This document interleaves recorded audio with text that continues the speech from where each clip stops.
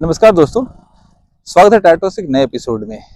मैं आज इस टॉपिक के बारे में बताने वाला हूँ। काफ़ी बहुत ही वैलिड हो जाता है ऐसे सीज़न में, क्योंकि this is very hot summer, जहाँ पर ये बहुत ही ध्यान रखना आपको ज़रूरत पड़ जाती है। जिन टायर्स की, जो आपकी गाड़ी में लगे टायर्स होते हैं, इनका ख्याल रखना बहुत ही मेजर पार्ट बन जाता है आपके ट्रैवलिंग में।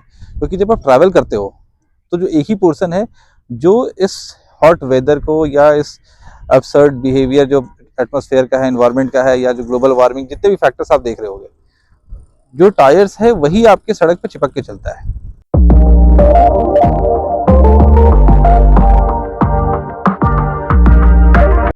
तो वो जो रोड, एक तो कंटिन्यूअस हीट से रोड काफी गर्म हो रखा है, उस हीटेड सरफेस पे हमारा टायर जो चल रहा है, अल्टीमेटली अब जब उस 45-48 डिग्री सेल्सियस जब इन्वायरमेंट का होगा, तो मान के चलो कि आपके टायर का टेम्परेचर जो गेन करेगा, it will go up to 60-70। तो अब इसके प्रिकॉशंस के लिए मतलब एक चीज़ सामने आ गई है, that is known as TPMS. कई सारे अब मॉडर्न गाड़ियों में टीपीएमएस नाम का टायर प्रेशर मॉनिटरिंग सिस्टम लगा रहता है, जिसमें ये आपको वार्निंग दे देता है। टेम्परेचर जो है आपका 50+60 जब भी जाता है तो वार्निंग देता है कि आप इसको रोक लो, थोड़ी देर के लिए आप इसे रोक कर चलाओ।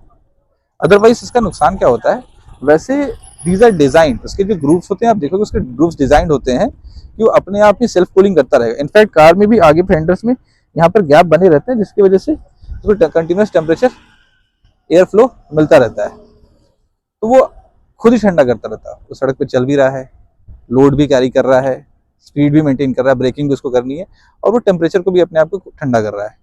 तो मान के चलो सारी चीजें करने के लिए जो डिजाइन है इस पे, इसको रीड करना, टीपीएमएस जो है सिर्फ उसको रीड कर सकता है कि वो कैसा चले।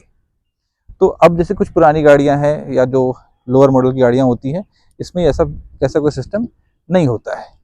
तो इसको सॉर्ट आउट को करने के लिए अभी मैं देखना चाहूँगा, बताऊँगा आपको। जेके ने एक बार ये निकाला था अपने टायर के साथ, वो मैंडेटरी कर दिया था टीपीएमएस लगवाना, जो आप किसी ऐप के थ्रू आप देख सकते हैं और बना सकते हैं कि आपके अलर्ट रह सकते हैं कितना चला। बट आफ्टर मार्केट अब जाओगे तो 2 से 2,500 रुपये का टीपीएमएस आता है, जो इनबिल्ट गाड़ियों में नहीं होता, वाल्व की जगह पे लगता है। ये जो वाल्व होती है, इस जगह पे आप फिटिंग करवा सकते हो। यहाँ पर जो फिटिंग होती है टीपीएमएस की, इससे कोई नॉर्मल भी है व्हीकल है, टॉप मॉडल ना भी हो, लोअर मॉडल है या नीचे का मॉडल है, या फिर मान के चलो उसका आपने कोई बहुत पुरानी गाड़ी, आपके 10 साल पुरानी गाड़ी है, उसमें वाल्व की जगह इन चारों को लगा लो और अपने फ़ोन पे मॉनिटर करो, तो वहाँ आपको सेफ्टी प्रिकॉशन मिलता रहेगा।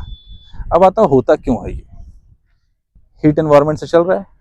जैसे फॉरेन कंट्रीज में क्या होती है कि कोल्ड वेदर के लिए अलग सा टायर्स होता है, विंटर के टायर उनके अलग होते हैं, समर टायर उनके अलग होते हैं, इनफैक्ट अब तो स्नो टायर्स अलग होते हैं। बट हमारे यहाँ क्या, हम एक ही डालते हैं, उसको महीनों तो छोड़ो सालों चलाते रहते हैं, कुछ तो घिसने के बाद भी चलाते रहते हैं। यहाँ जो इम्पैक्ट आता है, सबसे पहला इम्पैक्ट जो इस पर एयर फील्ड होता है, नाइट्रोजन। अगली फैक्टर जो आता है, जो हम इस पर एयर फीलिंग कराते हैं, जो प्रेशर होता है टायर का, वो काफ़ी इंपॉर्टेंट फैक्टर प्ले करता है। हमारे वो जो किसी पेट्रोल पंप में चले जाओ या किसी पंचर वाले पास चले जाओ, जहाँ हवा भराते हैं, उनका फेवरेट नंबर होता है 35। आगे पीछे ठंडा गर्मी बरसात 35 भर डालेंगे, उन्हें उससे कोई मतलब नहीं, उनका फेवरेट नंबर है।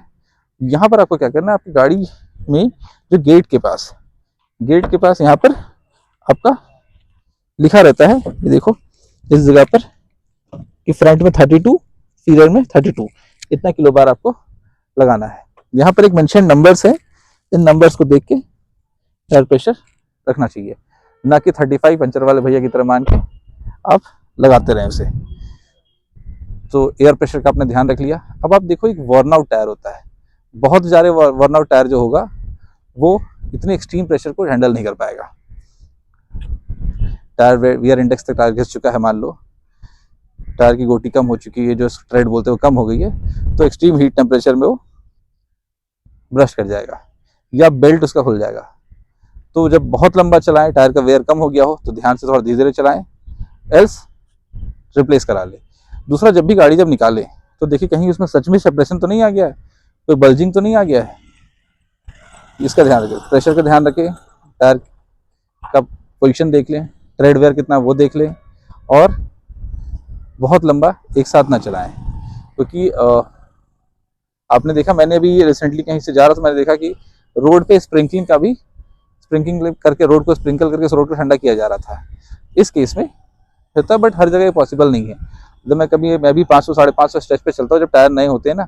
मैं आपको बताऊं लाइव इंसिडेंट अपना कि जब मैं मेरी गाड़ी में जब पुराना टायर जो लग के आया था वही फिटमेंट गुडियर का था, तो उसको मैंने 4.5 सेकंड लगातार दिन में खींच दिया था, वो बल्ज कर गया। जब वो पहुंचा मैं 400 के बाद तो पूरी गाड़ी वाइब्रेट करने लगी, तो अल्टीमेटली पता चला कि उसने एयर ले लिया है। तो वो ये गलती ना करे, मैंने गलती की है, तो इस अपने एक्सपीरियंस से बताना चाह रहा हूँ, आप ये गलती ना करो और इन 3-4 चीज़ों का ध्यान रखें, तो गर्मियों में भी अपने टायर आप अच्छे चला सकते हैं। उम्मीद करता हूँ आपको वीडियो काफ़ी अच्छा लगा होगा, कुछ इन्फॉर्मेशन आपकी बड़ी होगी। अगर आपको वीडियो पसंद है इसे लाइक एंड सब्सक्राइब जरूर कर देना और शेयर कर लेना, ताकि जो आपके दोस्त गाड़ियों से चलते हैं उनकी लाइफ बची रहे। लाइफ बहुत इंपॉर्टेंट है।